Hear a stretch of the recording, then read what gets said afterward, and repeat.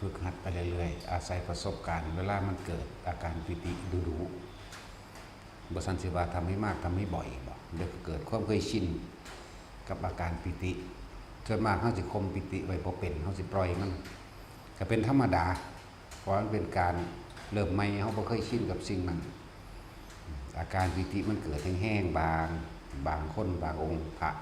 ก็ดีเวลามันเป็นวูดขึ้นขนลุกขนหัวขนผมตั้งมันวูขึ้นตัวได้จนเกิดความตื่นกลัวกับมีเป็นธรรมดาแหละมันเป็นดูเข้าหลายอันหลายแบบเขามันก็ค่อยชินไปแล้วมันชินไปแล้วจังสิค่อยคมเพราะว่าคมปิติมันอยู่ระหว่างกลางๆแต่ว่าถ้ามันเป็นดูเข้าแล้วก็ยังบ่ทันได้รู้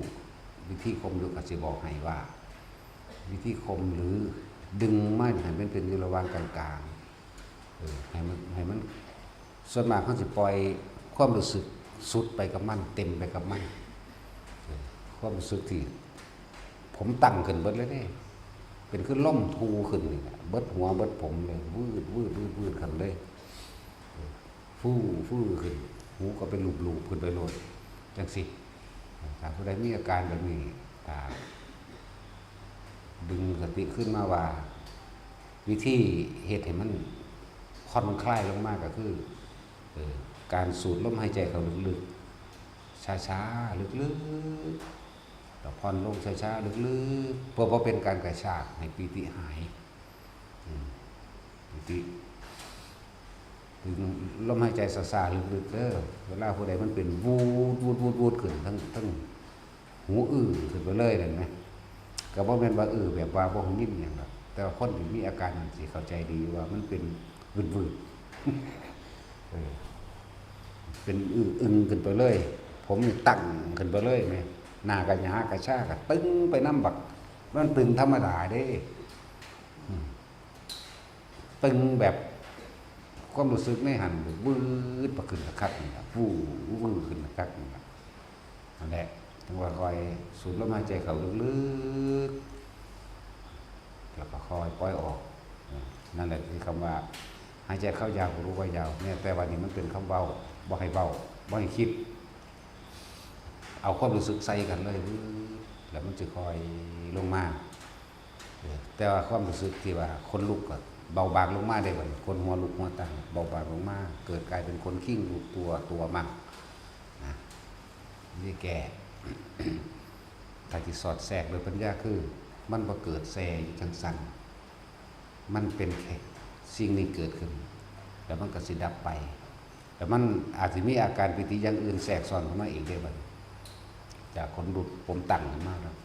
ถ้าคมปิติลงตัวนี้ไว้เป็นกลางๆได้แล้วบันสีโยกนิ่มๆหรือคล้ายๆครับร่างกายเขานนนีนะทรายนนนีพวกคนบ้านนอกฟังเป็นคำว่าแปลว่านนนี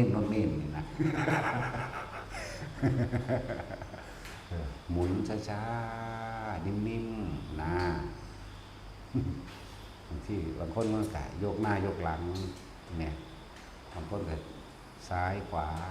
นิ่มๆแต่เขาเข้าใจแม้แต่คำว่าปิตินี่ก็เป็นของไม่เที่ยงไม่จีรังเป็นอนิจจังเป็นอนัตตามีความเกิดธรรมดามีความดับเป็นธรรมดามันก็บ่แทรกจงสัตว์นี่แทรกเข้าไปในนี่ไอตัวปัญญามันเลยว่าก็แทรกเข้าไปบ่เป็นคำเว้าหรอกแต่ว่าจะเป็นอันใดอันหนึ่งที่เป็นตัวรู้ตัวบอกของเขาเองนั่นแหละอันหนึ่งวิธีแก้ตัวนี้แก้ก็ว่ามันแก้หรอกเพียงแต่ว่าให้ทุกคนทำความเข้าใจแต่แทรกซ้อนเข้าไปโดยมีปัญญาเน็บเข้าไปเลยก็คืออนิจจังอนัตตานั่นแหละบางมือมันก็บ่ได้เป็นคือต้องเข้าใจบางครั้งในมือเดียวก็เป็นดังหลายแบบหลายอย่างแน่ซ้ำนี้ก็พ่อเข้าใจแล้วว่าอนิจจังอนัตตาเป็นยังไงว่ามันบ่จีรังยืนว่ามันบ่เที่ยงว่ามันมันก็เกิดกับดับแค่นี้แน่มันก็บ่แส่ไปจังสี่เนาะแต่ตัวรู้บอกในหั่นล่ะบอกในเฮาเองนั่นแหละถ้ามันเกิดจากจิตเฮาเอาเองดอกอันนี้เฮาบ่เป็นผู้คิดผู้นึกแต่ว่าถ้าเฮาคมปิตินี่ไว้แล้วมันจะเกิดกลายเป็นคือจังเป็นตัวบอกเฮาเอง รู้หรือบอกเขาเองนั่นแหละแบบนึงบางที่ก็บอกเป็นคนลุกวือแบบนี้บางที่นิ่งเขามาเรื่อยเป็นเงาๆเป็นลมหายใจเงาๆเลยฟืดเป็นศอกก็มีเด้ออาจบางที่ก็เป็นใสเหมือนน้ำบางที่ก็เป็นขาวเหมือนควันไฟควันยาสูบขาวๆวืดเขาวืดออกดังฟิตพร้อมกับมีปีฟีดแบบนี้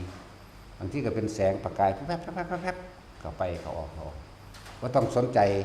ให้ฟังดีๆว่าให้เห็นซื่อๆให้หูซื่อๆจะไปแทรกแซงโดยการคิดว่าเกิดขึ้นจากอย่างมีอย่างนั้นนี่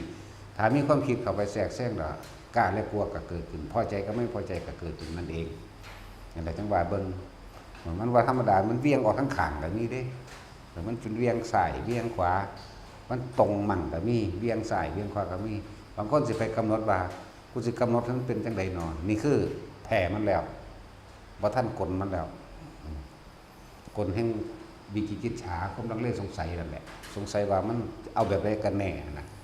นั่นแหละมันเลยออกมาออกได้บาดนี้ออกจากจิตตั้งมั่นนั่นแหละออกจากชาตินั่นแหละแต่ก็บ่ยากดอกดึงกลับเข้ามาใหม่แค่ลมหายใจเข้ามาใหม่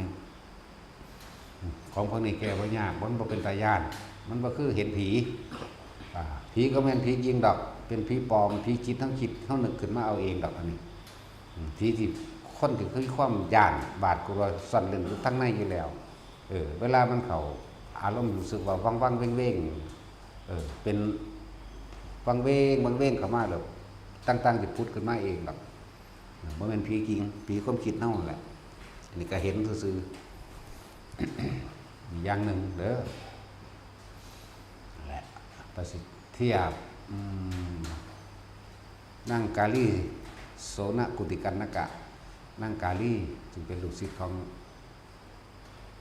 พระกัจจายนะบัดท่านในแมนพระกัจจายนะดอกเว้ยบัดท่านแมนบัดท่านได้เกิดพระกัจจายนะแล้วก็เป็นคนที่กรุงราชคฤห์นี่แหละแต่เราไปได้ผัวอยู่เมืองอุเชนีบัดท่านได้เกิดพระกัจจายนะท่านเกิดหมายถึงบัดท่านได้มีเล่าสิออกลูกตามธรรมดาในสมัยตะกี้ว่าคนเกิดกลับมาออกลูกบ้านเกิดแต่ของเองผู้เป็นแม่นั่นแหละเมื่อนั้นเป็นมือที่พระพุทธเจ้าแสดงธรรมจักรกับปวัตตนสูตรแม่นแหละนั่งกาลีโสนกุติกันนกะแล้วคณะที่เราพักอยู่ในเฮือนสิเตรียมตัวออกเดินทางนั่นแหละพุทธเจ้าแสดงธรรมเรียบร้อยแล้วแล้วก็ยักษ์เรียกว่าสาตาคิราติยักษ์นี่แหละบัดนี้ในมือนั้นก็เลยสาตาคิราติยักษ์ก็บรรลุโสดาบันจากการได้ยินได้ฟังจากพระพุทธเจ้านั่นแหละก็เลยมาตามหาหมู่ตามหาไอ้ยักษ์อีกตัวนึงสว่างได้ลืมไปละโสสว่างได้ก็สร้างแมงแบบเนาะ ลืมละที่พอเข้าเบาดูเนี่ยนะอิทธิมันโตชุติมันโตนะอันนี้สาตายคิราติกับอันเหมาวตารหยักสองตนเขาคุยกันว่าหยักตัวนั้นไว้เป็นที่นาอัศจรรย์ดอกไม้บ่เคยบานตามในฤดูนี้กับบานขึ้นมาได้เลยแปลกประหลาดดอกไม้คือบานไปทั่วเบิดทุกดอกทุกอันทุกสิ่งทุกอย่างฝนทิพย์หรือฝนดอกไม้นะครับลูกเลยแปลกมากพอดีอันซาตายเครือตะยักเลยบอกท่านไปไหนมาท่านไม่ได้ยินพระศาสดาเทศนาดอกหรือนะเพราะพระพุทธเจ้าได้เกิดขึ้นแล้วนั่งกาลีนี่ยินเสียงพาหลังคามาหลังคาเฮือนตนเองเกิดขึ้นขนลุกขนท้องสยองเก่าขึ้นมาได้แบบนี้แต่ว่าเราคงปีติเอาไว้ได้เข้าใจว่านี่แหละจึงบอกว่าเอาตัวนี้มาเทียบให้ทุกคนพ่อเลยเข้าใจอย่างหนึ่งมันกำลังสิวือขึ้นวัดทัวตนทัวโตเลยนี่ทัวโตตัวหัวตัวหน้ากำลังช่าหยาขึ้นไปเรื่อยๆในขณะที่เรากำลังยืนมือเปิดหน้าต่างแต่เราได้ยินเสียงเนี่ยคุยกันอยู่บนหลังคาวืดขึ้นแล้วก็คมตัวเองลงมาแล้วก็อยู่ในระหว่างปานกลางแล้วก็ฟังหยักเบา ยักษ์ก็เว้าเรื่องพุทธเจ้าเกิดขึ้นแล้วพุทธเจ้าเป็นผู้ห่างแล้วจากราคะเป็นผู้หมดความยินดีในรูปในรสในกลิ่นในเสียงไปยักษ์ในเทศไปพอดีครับจบค่ำตัวนั้นนั่งนี่ก็ออกลูกพอดีนาการีก็ออกลูกกับเป็นพระอันโสนกุติกันนกะนี่แหละออกลูกออกผู้นั้นพอดีกับนั่งเองกับบรรลุพระโสดาบันนั่นแหละฟังต่อจากยักษ์เขาคุยกันเด่นเรียกว่าข่มปิติเอาไว้ได้เด้อบ่ปล่อยปิติให้มันล้นท่วมท้นบ่ปล่อยมันไปนะเพิ่นกำลังสิเดมือปิดหน้าต่างหรือเปิดหน้าต่างพอได้ยินเสียงยักษ์ปุ๊บปิติได้เกิดวืดเกิดเล่าดึงตัวเองลงมาจากการนั่งธรรมดาแล้วก็นิ่งอยู่กับลมลาวกับลมความรู้สึกลาวเป็นปานกลางๆนั่นแหละแล้วก็เอียงหูฟังนั่นแหละก็บ่ได้เอียงหรอกแต่ธรรมดานั่นแหละเหมือนกับว่าจอฟังว่ายักษ์เว้าหยังกันแสดงทำไปนั่งนี่ก็บรรลุพระโสดาบันนั่งกาลีแม่ของพระโสนกุติกันนกะนี่เป็นเรียกว่าฟังทอบ่ได้ฟังตรงจากพุทธเจ้าแต่ว่ายักษ์เขาแสดงกันเองนั่งคนนี้ก็เลยบรรลุโสดาบันนั้นหลักการต่อมานั่งขึ้นมาอีกจังมีภากัจจายนะนี่จังเกิดขึ้นดอกแต่ลูกนั่งกาลีก็ใหญ่ขึ้นเรื่อยจนกว่ามีพระโสนอายุก็หลายปีแล้วจนถึง16 ปีพระโสนไปบ่แม่นพระอันกัจจายนะไปอยู่เมืองอุเชนี่แล้วจังฝากลูกชายไปเป็นศิษย์ลูกชายคือโสนกุติกันนกะนี่แหละนั่นแหละแต่สมัยตะกี้พระน้อยเวลาสิบวชต้องอาศัยพระ20 รูปเด้ตะกี้แต่ว่าล่ะนั่นแหละเพิ่นกับบรรลุธรรมในหลายขันแล้วล่ะจังว่าจนถึงเวลาบ่ได้บวชจักเทื่อรอกับบวชเป็นเณรล่ะสักวันที่แล้วต่อมาจนกว่าได้พระมาครบเพิ่นก็เลยได้บวชเป็นพระเมื่อได้บวชเป็นพระแล้วพระกาจระจังทรงเพิ่นมาเพิ่นจะเห็นพระพุทธเจ้าจักว่าล่ะจะเห็นพระพุทธเจ้าพระโสนกับพระกัจจายนะนี่ก็เลยบอกท่านให้ว่าไปแบบนั้นแบบนี้แม่เพิ่นก็เลยฝากของไปพร้อมเป็นผ่าที่ตั้มด้วยมือของเพิ่นเองจะว่าล่ะแล้วถ้าได้ยินได้ฟังธรรมอันใดขอให้พระคุณเจ้าเนี่ยลูกเพิ่นนั่นแหละได้มาแสดงให้แม่ฟังนำเด้อนะก็เดินทางมามื้อนั้นก็เลยพระพุทธเจ้าบอกพระอานนท์นี่แหละว่ามื้อนี้ให้ปูอาสนะอีกทีนึงสิมีพระมาจากที่อื่นที่ไกลพระอานนท์ก็บ่เห็นเนาะก็งงแหละแต่ว่าก็เฮ็ดนำนั่นแหละบ่เถียงก็เฮ็ดนำเลยก็เฮ็ดนำแบบพระนั่นก็เลยมาพอตาเห็นแล้วเพิ่นก็เข้าไปทำความเคารพรอบน้อมพระพุทธเจ้าเลยเอิ้นพระโสนน่ะเขาไปอยู่ในกุฏิเดียวกันเพิ่นก็เลยบอกให้ว่าให้พระโสนนั้นแสดงธรรมให้ฟังว่าอาจารย์ของเธอได้สั่งสอนสิ่งใดแน่นะแต่ว่าก่อนที่แสดงเพิ่นก็เอาผ้าที่แม่เพิ่นตำหูกมั่งถวายกับพระพุทธเจ้าเฮ็ดเป็นที่ร่องนั่งมั่งเฮ็ดเป็นแนวกั้นเพดานมั่งเฮ็ดเป็นม่านหน้าต่างมั่งแต่ว่าเป็นที่น่าอัศจรรย์เสียงระหว่างการสนทนาธรรมกันพระโสนกับพระพุทธเจ้าสนทนากันแม่เพิ่นก็คงยินนำจากนั้นล่ะนั่นแหละพระโสนก็เลยลองสารพันเดี๋ยวว่าถ้าว่าตะกี้ก็แสดงธรรมแบบสารพันนั่นน่ะพวกเขาเอิ้นซุมื้อเอิ้นว่าลองสารพันมันอีกทำนองนึงนั่นแหละหมายถึงว่าเพิ่นไปจดจำคำสอนต่างๆจากพระกัจจนะผู้เป็นอุปชฌาย์เพิ่นมาแล้วเพิ่นก็มาว่าเพิ่นจดจำธรรมสิ่งใดๆแน่เพิ่นก็เลยแสดงแก่พระพุทธเจ้าฟังส่วนแม่เพิ่นขนาดอยู่คนละเมืองราชคฤห์กับอุเชนีนั่นบ่ก็คงยินนำกันบัดนี้พระพุทธเจ้าแสดงธรรมต่อแม่เพิ่นบรรลุธรรมขั้นสูงขึ้นเด้หมู่เทวดาทั้งหลายอยู่นั่นก็เป็นที่น่าอัศจรรย์เขาก็สาธุการนำบ่อัศจรรย์แบบว่าเทวดาทิพย์อยู่แล้วแต่ว่าคนที่มันน่าอัศจรรย์แต่บ่ล่ะนั่นแหละ อย่างหนึ่งก็คือว่าความหมายนี่คืออยากให้ทุกคนคมปิติให้มันเป็นอย่าให้มันแห้งเกินอย่าอินจะทรงความรู้สึกไปกับมันจนเบิดให้เอาความรู้สึกกลับขึ้นมาอยู่ระหว่างเครื่องหนึ่งเพียงแค่ปฐมฌานมันก็สามารถรู้ทำเห็นทำเลยแล้วล่ะบรรลุนั่นแหละว่าบรรลุก็ดีเพียงแค่ปฐมฌานเขาจะว่าได้เขาลึกเด้แค่นี้หนึ่งเด้แหละอันนี้แค่ยกตัวอย่างของขังพุทธการว่านั่งการีนเป็นผู้บรรลุธรรมเพราะว่าได้ยินได้ฟังธรรมจากหยักคุยกันกับเทวดาสัญจาตุ้มนี่แหละหยักกันเลยสัญจาตุ้มนี่แหละว่ามันยังดอกว่ามันหยักกินข้นดอกเป็นแปลว่าผู้มียศซื่อพวกนี้แต่ว่าผู้มียศผู้มีกำลังแต่มีหน้าที่ปกป้องคุ้มครองอันใดอันหนึ่งที่เกี่ยวกับคนสวดมนต์ไหว้พระเกี่ยวกับคนทำภาวนามีฤทธิ์มีเดชมีอำนาจในตัวนั้นเลยบายักซื่อๆแบบแต่จุดหมายที่เรามาเนี่ยคือให้คนเวลาเขามีปิติแห้งๆอย่าปล่อยคือจะปล่อยความรู้สึกมันไปน้ำมันจนบางที่ห้องไห้ขึ้นมามันก็ไห้ซื้ออื่นเลยนี่ภาษาโลกว่าไห้แต่ว่าความจริงโดยธรรมบ่ได้ไห้มันเป็นเองมันผ่อนคลายจิตมันผ่อนคลายมันลงมันเกิดความสงบเย็นกลับมามันยินดีมันยอมรับมันเลยเป็นไห้แต่เขาจะปล่อยมันถึงขันนั้นพวกเป็นไม่ไม่ก็ปล่อยไปสักก้อนนั่นแหละจะพึงบังคับมันคือยังผู้ใดกระสางมาเห็นหลวงพ่อของไห้ถึงแบบนี้นะปล่อยโลดหลวงพ่อไม่ได้ว่าเลยไม่ได้ห้ามพ่อมันจะยิ้มต้องหัวน้ำบ้ายเรื่อย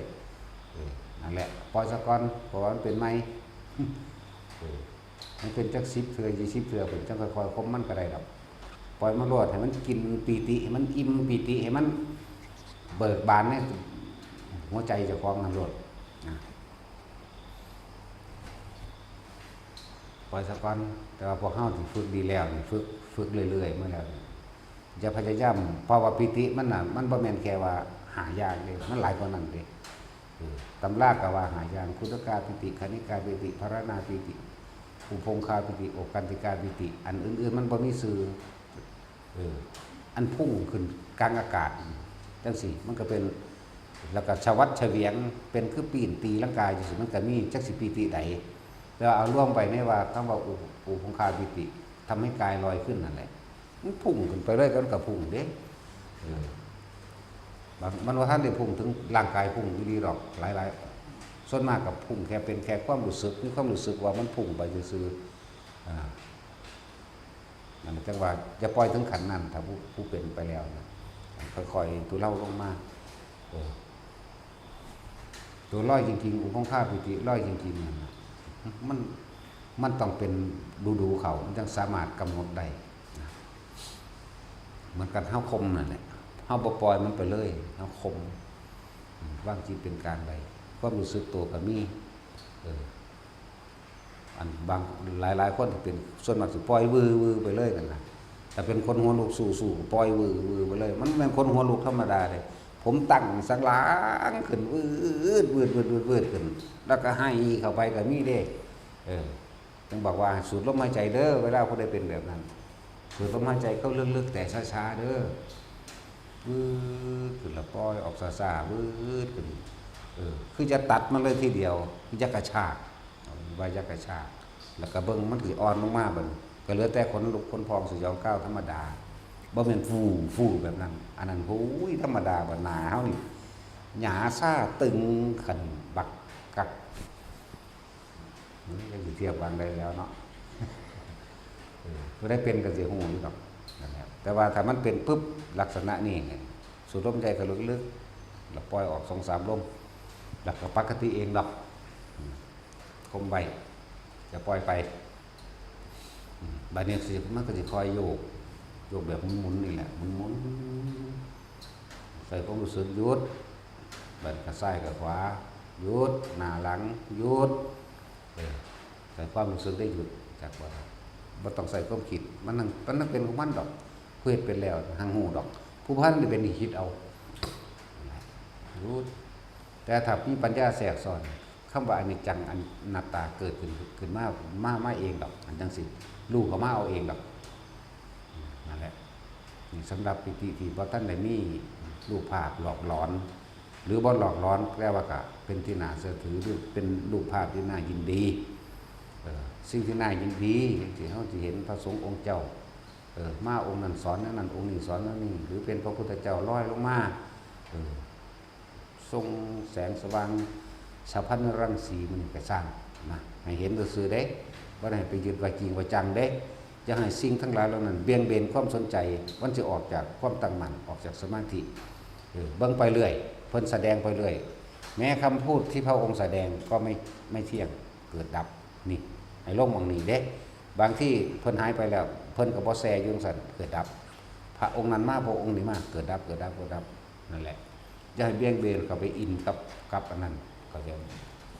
จะปล่อยอารมณ์เข้าไปให้มันสุดให้มันลึกหรือให้มันไปอินกับคำบอกนั้นเป็นจริงเป็นจังจนถึงขั้นว่ามาจดไว้หรือพยายามท่องจำนี่ตนเองสิหยุดบ่ต้องให้รู้ซื่อๆนั่นแหละจึงบอกว่าจะไปให้สิ่งทั้งหลายเหล่านั้นเบี่ยงเบนความตั้งมั่นของเฮาได้ให้จิตเฮามันตั้งมั่นก็เลยต้องสร้างฐานที่ตั้งแห่งความรู้สึกเฮาเองฐานที่ตั้งแห่งจิตเพื่อทำให้จิตตั้งมั่นสมาธิก็ว่าไปเน้นตัวนี้ยันว่าเข้าใจน่วงอยู่นี่โลดไปก็ดีนะน่วงอยู่นี่ผู้อยู่หัวก็อยู่เลยเด้อหนุบหนาบอันนี้บ่น่วงเป็นคือเอามือเศร้าเป็นเอามือเศร้าหัวนี่แหละเศร้าหัวเจ้าของเบิ่งแต่คนเป็นแล้วบ่หาแต่เศร้าเบิ่งก็ได้ดอกเนาะสั่นแหละทุกอิ่มเอิบเบิกบานอยู่ในใจก็อิ่มเอิบเบิกบานอยู่ในนี่ในระวังทำกลางอกไปดูจังสี่ไปเลยนี่หมายถึงว่าผู้เป็นแล้วเป็นทุติยฌานไปแล้วเฉพาะปีติสุขเอกคตาไปแล้วมันเคลื่อนไปตามร่างกายจังใดก็รู้ว่ามันเคลื่อนไปตามร่างกายนั่นเองนะนั่นผู้ว่าท่านได้เป็นอย่าพึ่งจินตนาการเด้เอาแค่ว่าที่เป็นเท่าที่เป็นซะก่อนจะแก้ความสงสัยความของข้าความกังวลเฮ็ดแบบใดแก้แบบใดเป็นแบบใดบอกเบิดทั้งความรู้สึกบอกเบิดแล้วล่ะที่บอกมานี่นั่นแหละถ้าสิลงทางปัญญาคือว่ามันก็บ่จีรังอย่างยืนนั่นเองปิติก็บ่จีรังอย่างยืนเมื่อกระตุกพาแทรกซ้อนก็บ่ต้องไปสนตัวใจมันหนังกระตุกเด้เมื่อหนังเฮากระตุกตึกขันนั้นขันนี้สั้นล่ะแต่สิ่งมันเคยเป็นบ่กระตุกบางทีก็ว่าบางทีก็ขาดึกหลังก็ดึกบางทีก็หนังหัวพี่เด้ดึกเหมือนว่าล่ะนั่นแหละเฮาบ่ก็บ่ได้สนใจเฮาสิจับตัวเดียวจับจุดเดียวจุดอื่นมาเนี่ยมันก็เกิด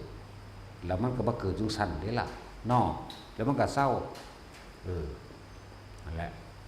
นี่แก้ในมื้อนี้ก็หลายผู้เพิ่นฝึกหัดภาวนาของเพิ่นมันเป็นอยู่บัดนี้เลยไปจ่อเลยไปใส่ใจจุดนั้นเลยออกจากความตั้งมั่นให้เอาจุดเดียวให้เป็นเอกคตาจิตเอกไปวันหนึ่งจิตหนึ่งความรู้สึกที่เป็นหนึ่งรู้สึกตัวทั่วพร้อมที่เป็นหนึ่งแต่ว่าจะไปสนใจอันที่มันแทรกขึ้นมาเป็นที่สองความคิดเท่าออกจากนี้แล้วเลยออกไปหุ่นเลยเป็นสองเบาตัวเดียวเลยอันนี้เบิ่งแทรกทั้งปัญญาเข้าไปเลยวันนี้เห็นก็ความเกิดดับเห็นอนิจจังเห็นอนัตตานั่นเองบ่มีอย่างจีรังอย่างยืนเวลามันสอดมันสอดเป็นบ่จากสิ่งมันเป็นบ่บางที่เฮาผ่าคุ้มหัวนี่เนาะ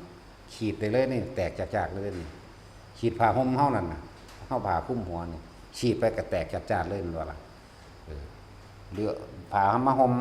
ผ่าห่มถึกร่างกายเฮาน่ะแตกจากไปเลยก็มีจาดนี่ก็บ่แม่นบ่ได้ซ้ำอันเขาตัดเหล็กเด้แล้วก็บ่แม่นซ้ำเขาเชื่อมดอกก็พอแปะนั่นล่ะไปมันเป็นภาคไปโหลดมันบ่ล่ะบางที่เฮาไปจับเหล็กถึงเพาะแตกโหลดก็มีแต่ว่ามันก็บ่แตกจังซั่นเด้อมันเป็นชั่วขณะจะจับเข้ามาใส่จับบ่ได้มันก็แค่ความเกิดความดับสิ่งใดเกิดสิ่งนั้นดับบ่หาบ่จีรังอย่างยืนนี่ตัวมันแก่ยากแน่ก็คือตัวนิมิตต่างๆเด้อตัวพวกนี้แก่ยาก เพราะว่าคนมันบ่เคยเห็นเนาะแต่เห็นดูเข้าเอาเฮาเห็นกันภายนอกเนี่ยมาแก้ภายในก็ได้เข้าใจบ่ล่ะเอาแค่เฮาเห็นภายนอกกันผู้นั้นย่างไปแล้วก็หายไปแล้วเขาไปยังกระสังเขาตัวเหมือนกันกับเทวดาลอยมาแล้วมันก็หนีไปแล้วก็เหมือนกันเหมือนกับรถแล่นผ่านตาเฮานี่แหละเนาะฉะนั้นแหละมันบ่แซ่อยู่สั่นเลยอย่างเลยมาแล้วก็มันก็บ่กิ่งพร้อมนะเห็นจริงๆแต่ว่ามันบ่ได้เป็นของจริงเรื่องจริงดอกแล้วมันก็บ่อาจสามารถจับออกมาให้ผู้ใดเบิ่งได้มันเป็นแต่เฮาผู้เดียวเห็นแต่เฮาผู้เดียวอันนี้แหละที่ว่าแก้ยากเพราะบางคนมันเชื่อแบบถ้าผู้อื่นบ่เห็นคือเจ้าของก็ว่าเขาบ่เก่งก็ว่าสารพัดที่สิว่าแล้วก็เถียงกันเนาะนิมิตต่างๆเป็นเรื่องเป็นเล่าไปเลยนี่แก้ยากเด้อถ้าเข้าใจดีแล้วก็บ่ยากเพียงแต่ว่าไม่ควรนำเข้ามาคิดถึงใหม่เข้าใจป่ะล่ะบ่ควรนำเข้ามาคิดตึกตองว่าจริงหรือว่าจริงเด้เรื่องเล่านั้นภาพนั้นมันก็หายไปแล้วก็จบแล้วเด้ล่ะเพราะว่าอย่างถ้าเข้าใจคำว่าเรื่องเล่านั้นหายแล้วมันก็แค่กับดับกลับมาอยู่กับลมนึงเดียวแค่นี้กลับมาอยู่ลมมันก็เป็นปัจจุบันตัวเป็นสติระลึกรู้สึกตัวในปัจจุบันอันตัวอันนั้นบ่ได้รู้สึกตัวในปัจจุบันได้มันยังไปนึกตึกตองใครครวนเดี๋ยวสินำไปแก้ไขอันนั้นสินำไปปรับปรุงอันนี้บ่มีนี่แหละหรือว่าออกจากความตั้งมั่นวันไหวแต่ว่าจิตที่ถูกโลกธรรมกระทบแล้ววันไหวพวกนี้จักบ่พวกไม่วันไหวก็จังนึงเด้มันก็แค่รู้ซื่อรู้ไป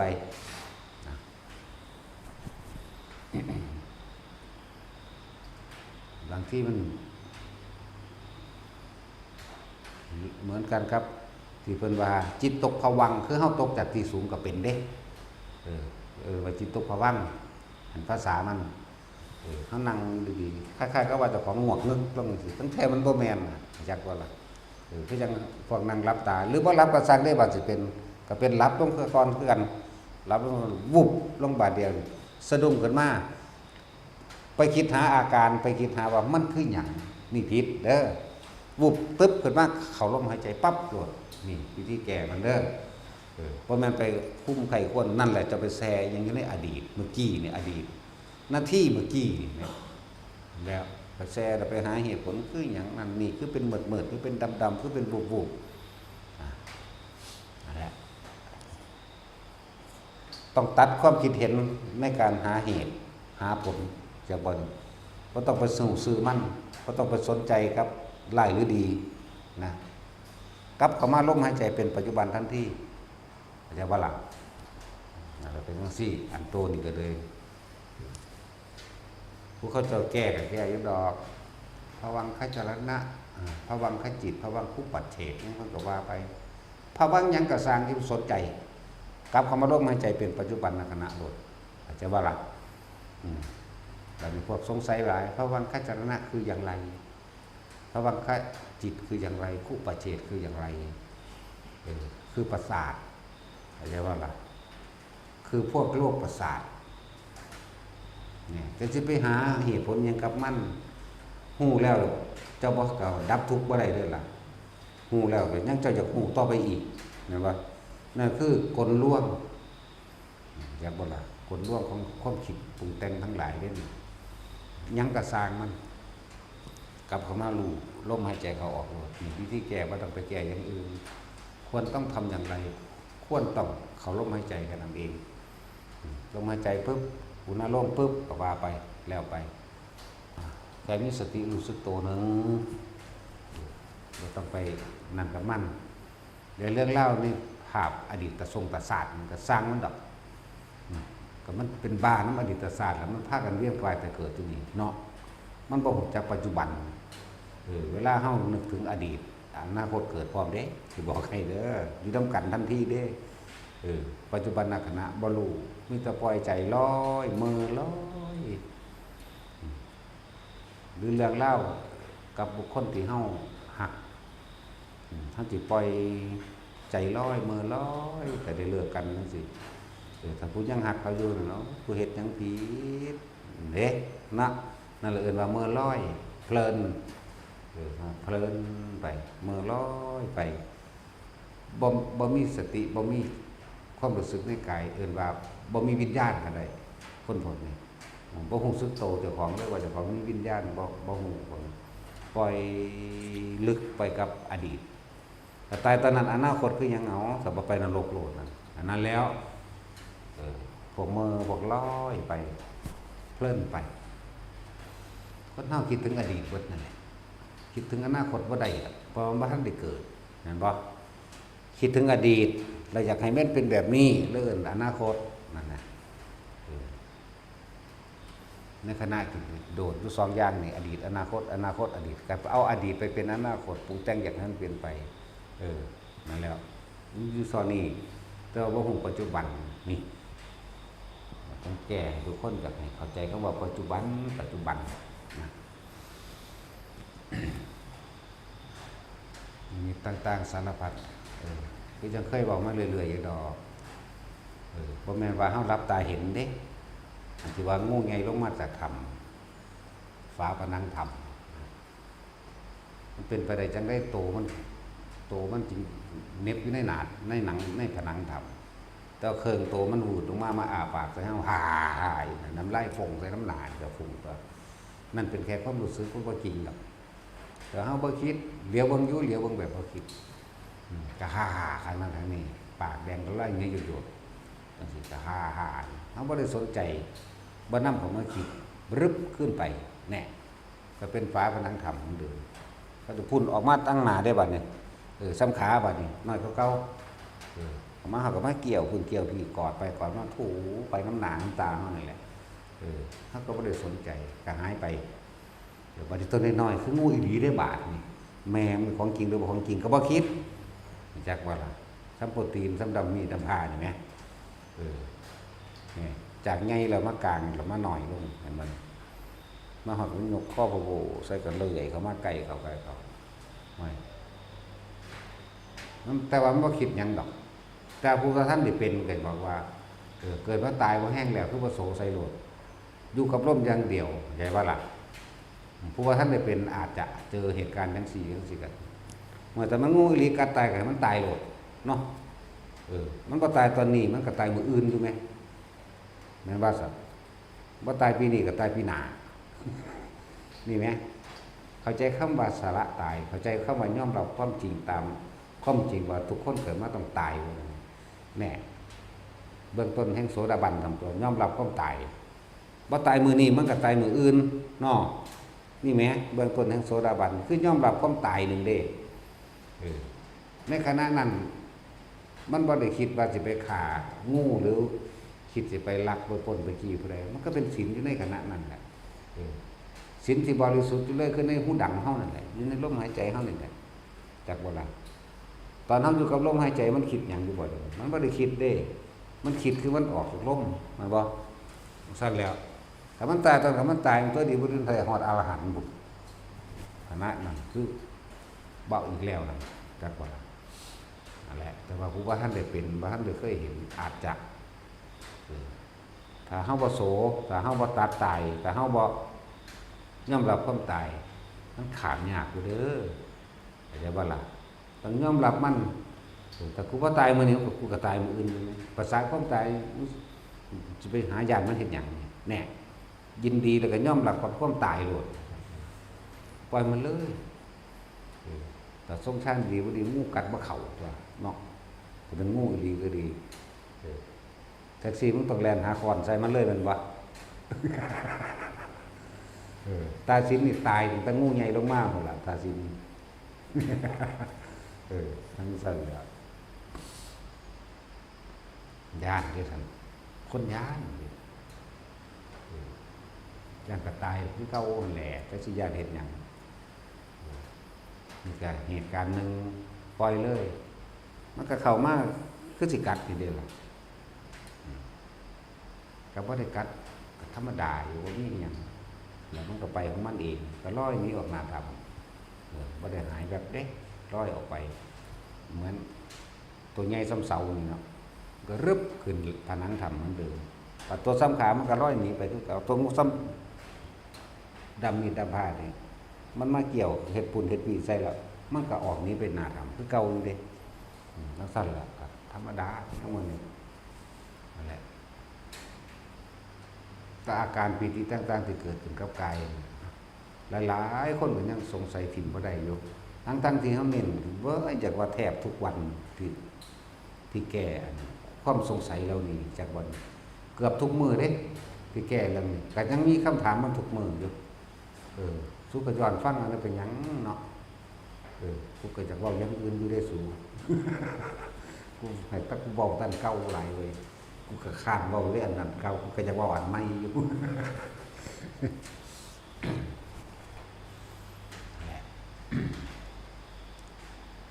บางที่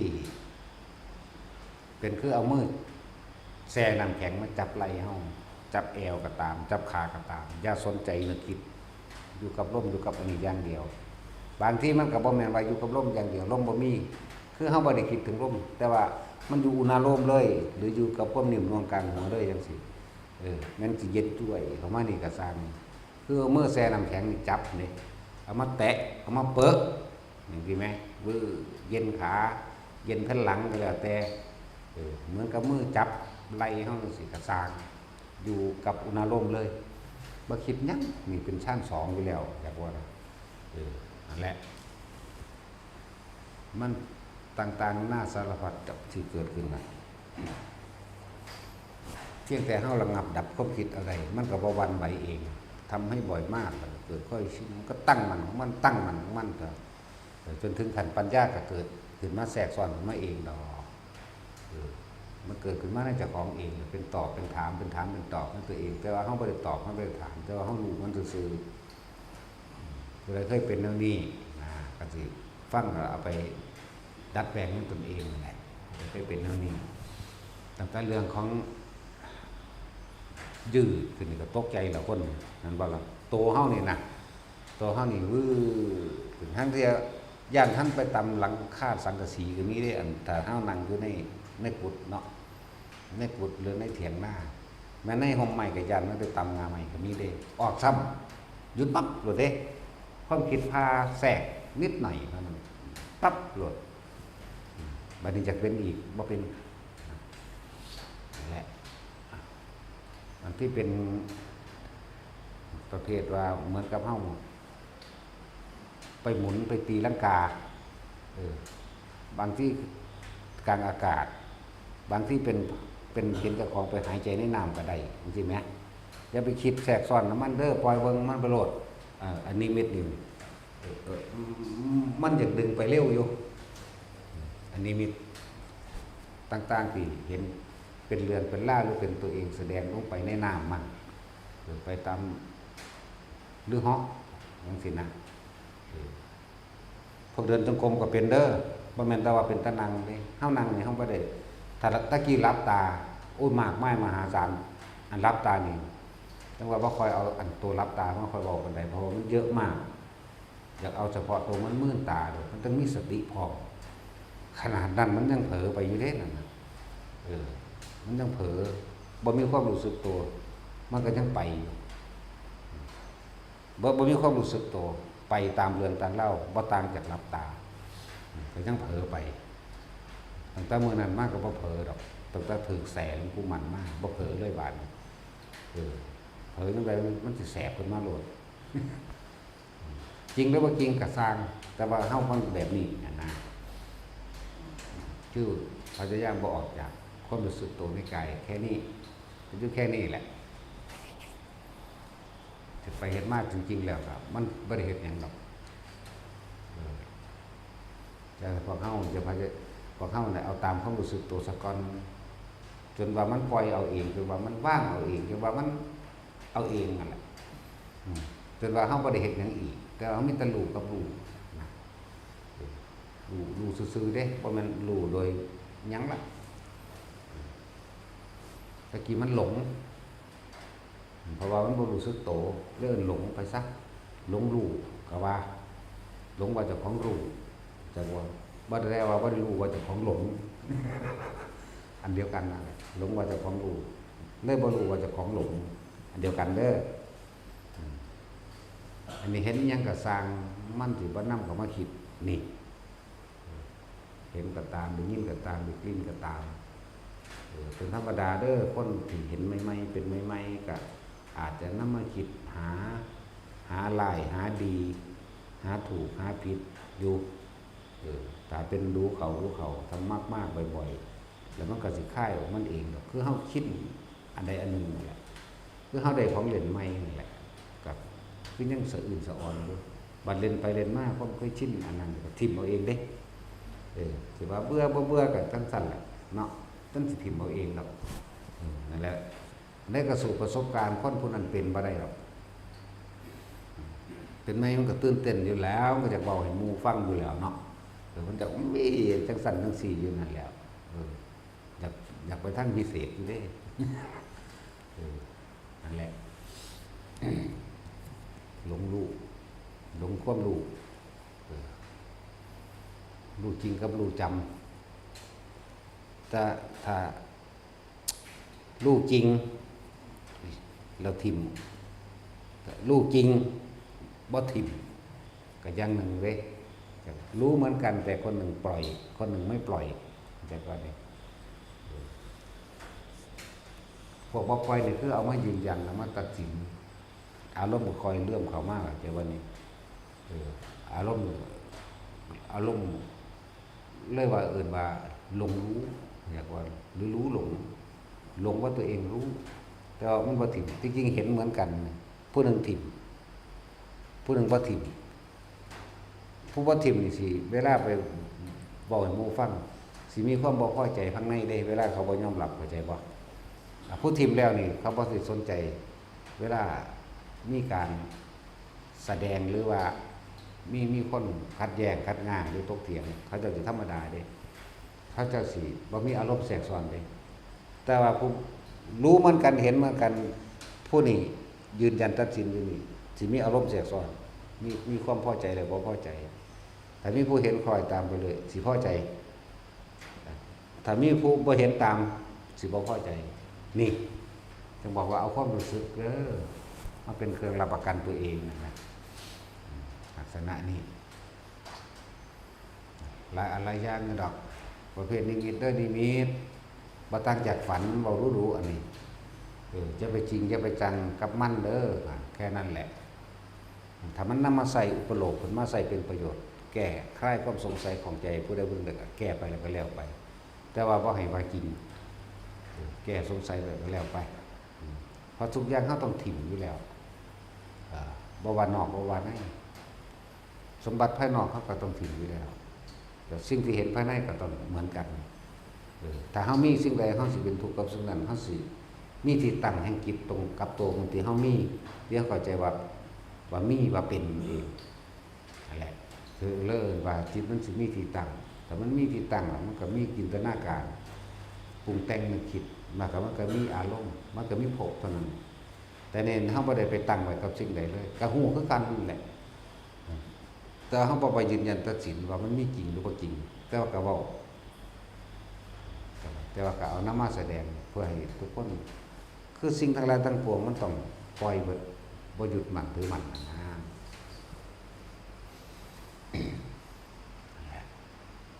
แต่ว่าพวกไปตามป่าตามเขาก็จะมีประสบการณ์มากประสบการณ์หลายอะไรอย่างในการรู้การเห็นนี่แหละแต่มันสิจริงหรือว่าจริงแต่ว่าต้องถิ่มนี่เบิดคือเก่าเด้ความเฮาไปประสบเองเฮาก็เห็นจริงๆแต่ว่าเฮาก็บ่นำเข้ามาหรอกเพื่อแต่ว่าบางครั้งก็อุปโลกขึ้นมาเพื่อสิแก้ความเห็นของมันว่าเฮ็ดจังใดวิธีใดสิถิ่มได้ซื้อหลายโพดดอกย่างออกมาจากกฎใหม่เฮาก็เห็นแต่งตัวมีชฎาก็เห็นเหมือนชาวบ้านธรรมดาทั่วไปก็เห็นนะแต่ว่าก็เห็นอีหลีนั่นแหละแต่ว่าบ่จริงแค่ว่านำเข้ามาเป็นตัวอย่างโดยเฉพาะพวกนำเข้ามาจริงมาจังมันจะไปทางว่าสติวิปลาสเห็นผิดจากความเป็นจริงว่า ความเป็นจริงคือสิ่งทั้งหลายทั้งปวงเนี่ยเกิดขึ้นเป็นธรรมดาหายไปเป็นธรรมดานี่บางทีมันอยากแซอยู่ว่ามันจริงคือบางพวกมาเถียงว่านรกอยู่ยังจังหวัดเลยว่าซ่านกับพวกเจ้าไปทางเห็นอยู่หันซื้อมันบ่ได้อยู่หันดอกมันอยู่ทุกหม่องแหละเรียกไปว่านรกนี่อยู่ใต้จังหวัดนั่นอำเภอนี่ก็ว่าไปมันด่าเฮาอีกนรกก็อยู่ในใจสูนั่นแหละแม่นว่าซั่นสวรรค์ก็อยู่ในอกนรกก็อยู่ในใจจะว่าล่ะคือว่านั่นล่ะเขาเห็นนั่นเขาก็ไปยืนยันว่าต้องอยู่ตามนั้นบางที่ไปฟังหลวงปู่จันทราเทศมาเด้เนาะหลวงปู่จันทราเทศว่าโอ้ยสวรรค์อย่างนั้นอย่างนี้อยู่ตรงนั้นอยู่ตรงนี้บ้างหรือนรกอยู่ตรงนั้นโอ้ยมึงบอกมานี่กูรู้จักแล้ว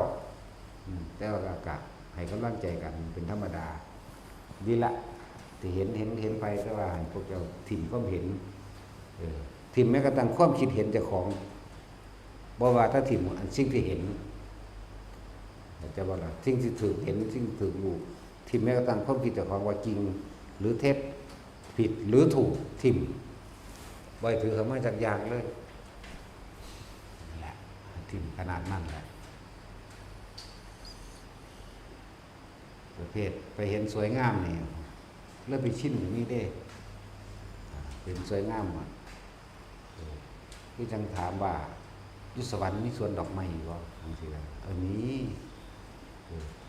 ถ้าเฮาคิดว่ามันมีมันก็เกิดขึ้นแล้วมันก็มีแล้วเนาะ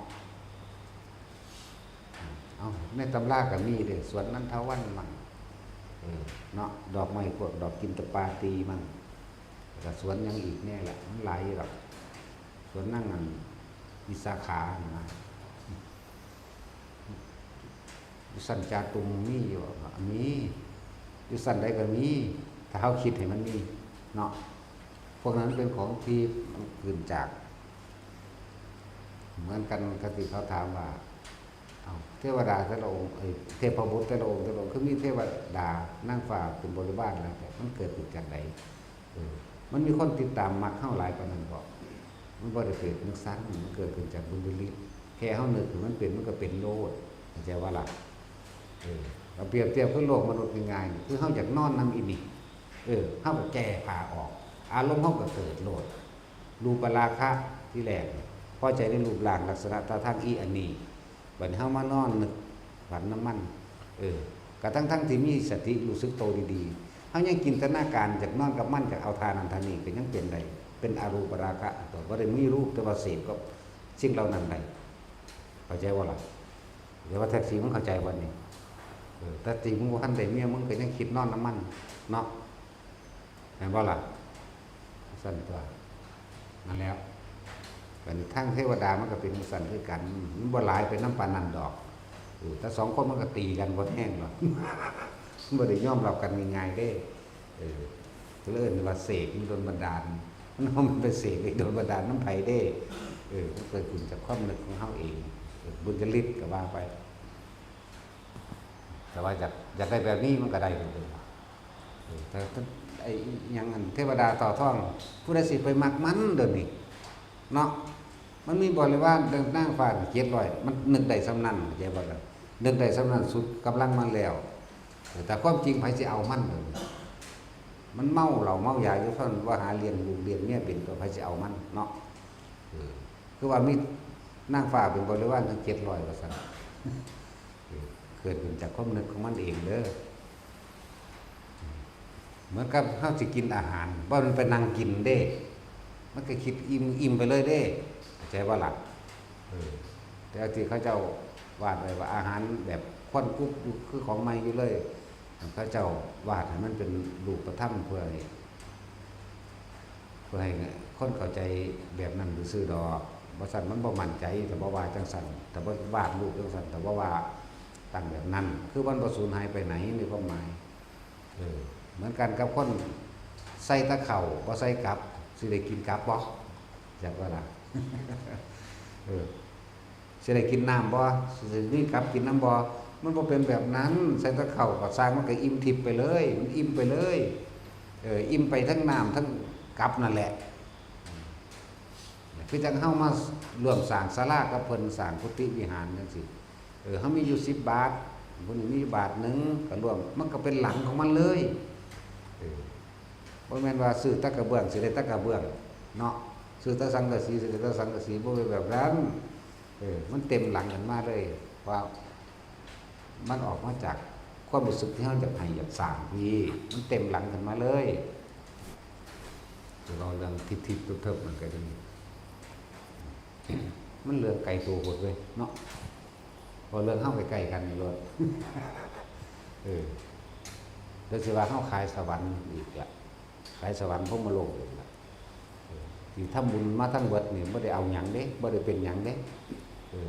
ความเพื่อสิเอาสิ่งที่เข้าท่านไปนี่มาเทียบว่าเขายังมีความรู้สึกว่าเป็นของเข้าอยู่บอกอาจจะบ่ยังมีความเห็นแก่ตัวอยู่บอกพี่เด้ไม่ได้ว่าจะเอาหยังเป็นหยังเด้มีจุดหมายสูงสุดของมันคือ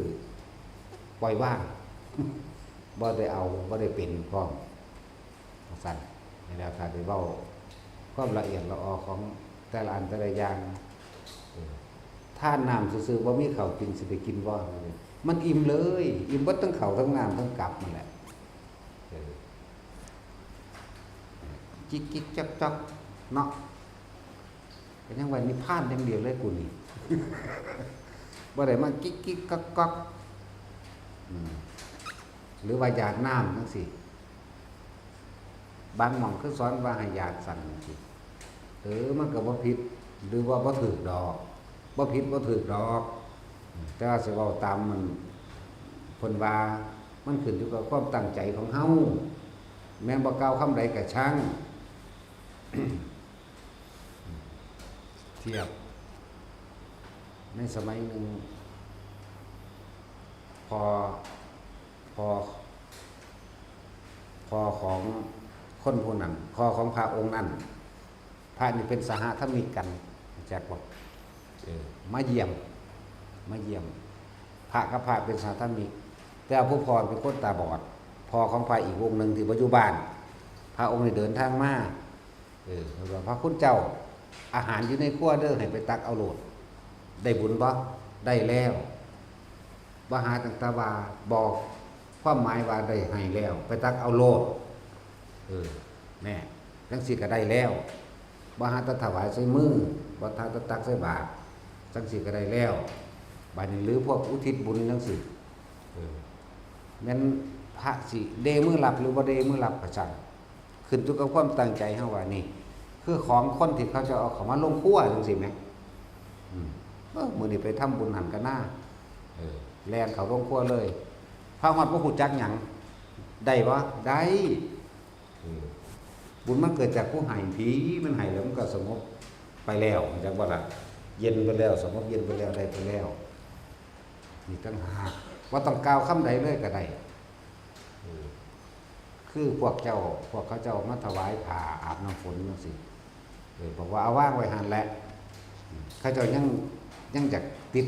ชิ้นอันเก่าอย่างว่าล่ะคืออยากกล่าวคำถวายผ้านะเอาเพิ่นคือบ่รับแล้วเขาก็วางสิอันสิได้กล่าวคำใดบ่นี่บ่พวกเจ้าตั้งใจมาแล้วพวกเจ้าเอาว่างไว้หันแหละแม้นว่าเพิ่นสิรับ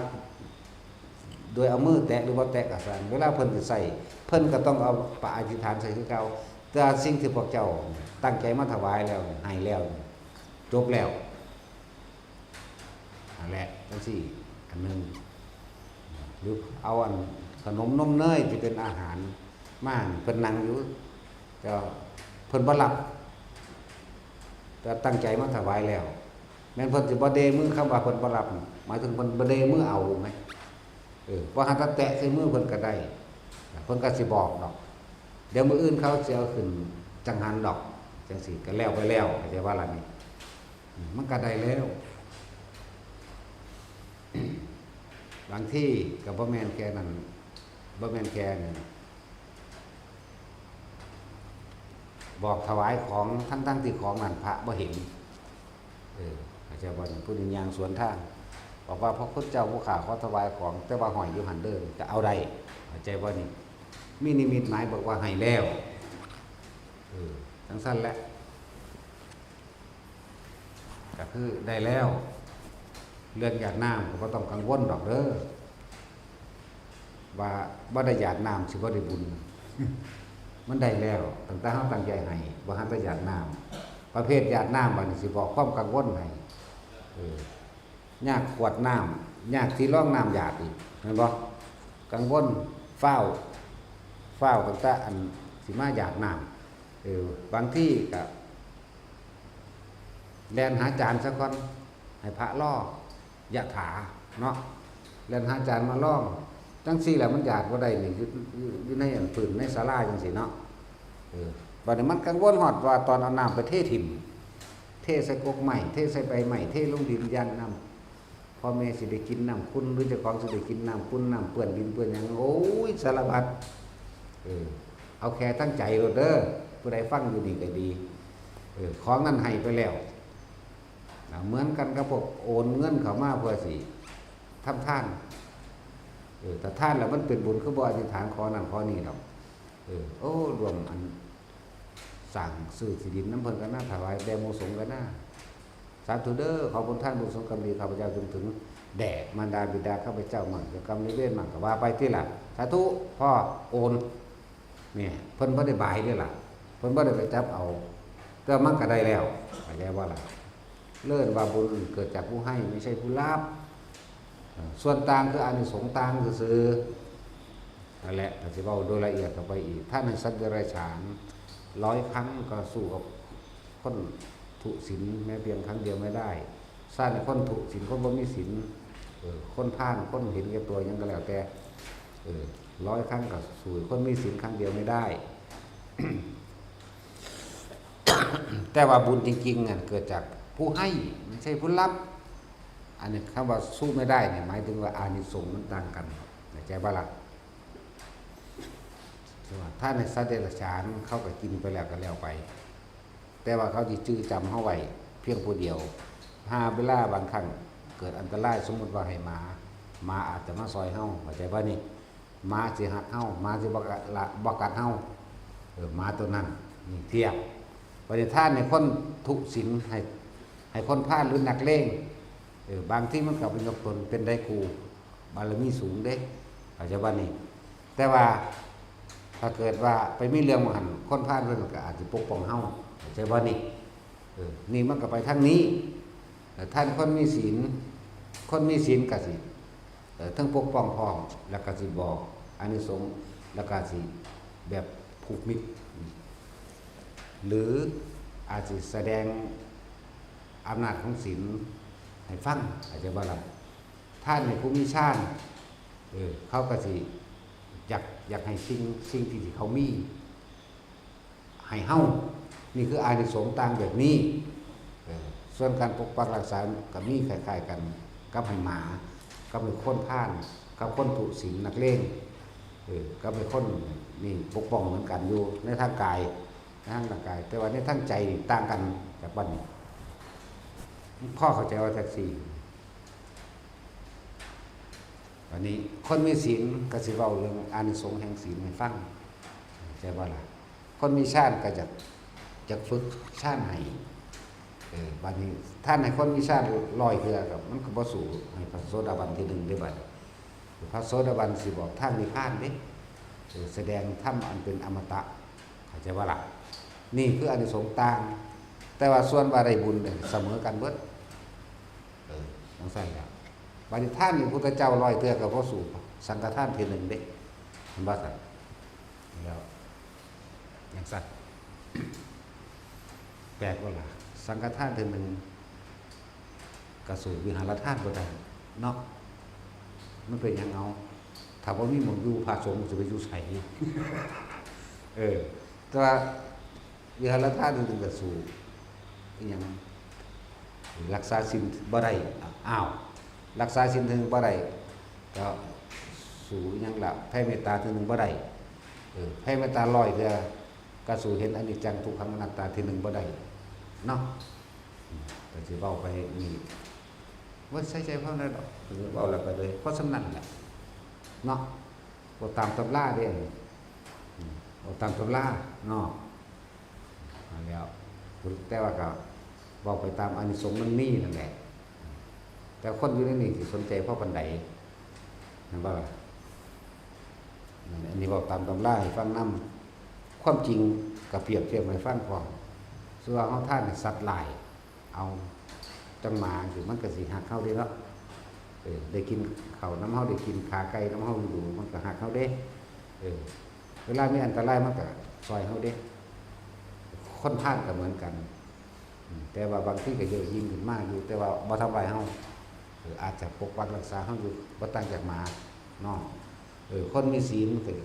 ก็ปกป้องเหมือนกันคนมีฌานก็ปกป้องเหมือนกันพระโสดาบันก็ไล่กันไป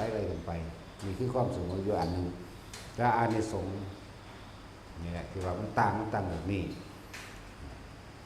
แต่ท่านบ่ถือไล่รวบลงไปเบิดสู่การเห็นอนิจจังทุกขังอนัตตาทีเดียวบ่ได้ทั้งหมดเลยที่ท่านมีพุทธเจ้า5 ล้านเทื่อมันก็เอาเถอะนะแต่ว่าเจ้าบ่เห็นอนิจจังทุกขังอนัตตาเจ้าก็เที่ยวเวียนว่ายแต่เกิดอยู่นั่นแหละเนาะนี่ไล่ให้ฟังซื่อดอกไล่ตามพระสูตรฉะนั้นเอาอีหยังเฮาบัดเบาอีหยังจักอย่างเพราะสิ่งทั้งหลายทั้งปวงหาความจีรังยั่งยืนบ่ได้สิ่งทั้งหลายทั้งปวงมีความเกิดเป็นธรรมดาเสื่อมสลายเป็นธรรมดาบ่มีอีหยังที่มั่นคงหรอกเอาตรงนี้แต่ว่าบ่ได้เอาอยากว่าล่ะเห็นตรงนี้เข้าใจว่าล่ะให้เห็นตรงนี้ต่างหากสูงสุดตรงนี้สูงสุดคือบ่เอาหยังเลยแหละไล่มาแล้วคือบ่เอาหยังเลยได้บัดว่าเข้าใจว่าสิไล่มายังได้กระสร้างสู่อนิจจังเห็นอนิจจังเห็นความเกิดดับไม่เพียงชั่วขณะไม่ได้เพราะว่ามันติดสุดเลยเขาว่ามันติดว่ากรรมมาเกิดอีกเลยแต่มันเห็นเขาจะเข้าว่าเห็นมันย่อมหลับบ่ถือเอาเขาจะว่านี่ทั้งย่อมหลับทั้งบ่ถือเอาอันเดียวกันนั่นแหละย่อมรับว่าบ่มีอย่างที่ลั่นเกินยืนมีความเสื่อมแตกดับสลายธรรมดาคือเฮาย่อมรับเฮาต้องพาดจากสิ่งที่รักเป็นธรรมดาเฮาย่อมรับมองมันตายนี่เห็นบ่หักกันเพียงได้ก็สั่นมันก็ตายว่าเขาตายเฮาบ่ให้เนาะนั่นเลยก็คือเฮาย่อมรับคือคำว่าเป็นธรรมดาหรือธรรมดาเกิดกับดับคือเฮาย่อมรับว่าเฮาต้องจากกันสักวันนึงจากกันแล้วก็ธรรมดาบ่มีการอะไรอาวรณ์เลยนี่ยอมรับแม้กระทั่งยอมรับว่าถึงข้าวกูตัวนี้กูตัดต้องตายมันก็บ่ห่วงหยังไหมเดี๋ยวว่ายอมรับหรือเห็นความเกิดดับจนยอมรับจนบ่มีหยังสิมากังวลกับสิ่งใดอีกบ่มีนะเข้าใจว่าพญาคอนยอมรับบ่ยังสั่นล่ะนั่นว่ายอมรับความเกิดเท่ากับยอมรับว่าตอนนี้แก่มีเจ็บมีปวดมีป่วยแล้วก็มีตายยอมรับบ่ทกเถียงอย่างเลยคือมันยอมรับบ่มีหยังสิมาลั่งมันได้ดอกเกิดแล้วก็ต้องไปตายนี่มันยอมรับนี่เรียกว่ายอมรับคำว่ายอมรับนี่เอาว่าคายว่ายอมรับรู้แต่ความจริงในเฮาจริงๆแล้วนั่นน่ะคือถ้ามีผู้ใดผู้หนึ่งที่เฮาหักตายความรู้สึกเด้อประกันตัวเองโดยความรู้สึกเด้อว่าเจ้ายังห่วงใยเจ้ายังอาลัยว่าเจ้ายังโศกเศร้าอยู่บ่ทั้งสั้นแหละจังว่าเพิ่นบ่มีอารมณ์เด้พระอรหันต์จักว่าน่ะเพิ่นบ่มีแต่ก็มีคนแทรกซ้อนเพิ่นคือให้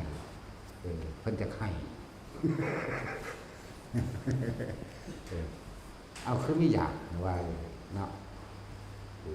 จะมาคุยบอกว่าถ้าไม่เป็นถ้ากูบ่เป็นกูยังบ่คุยใช่แล้ว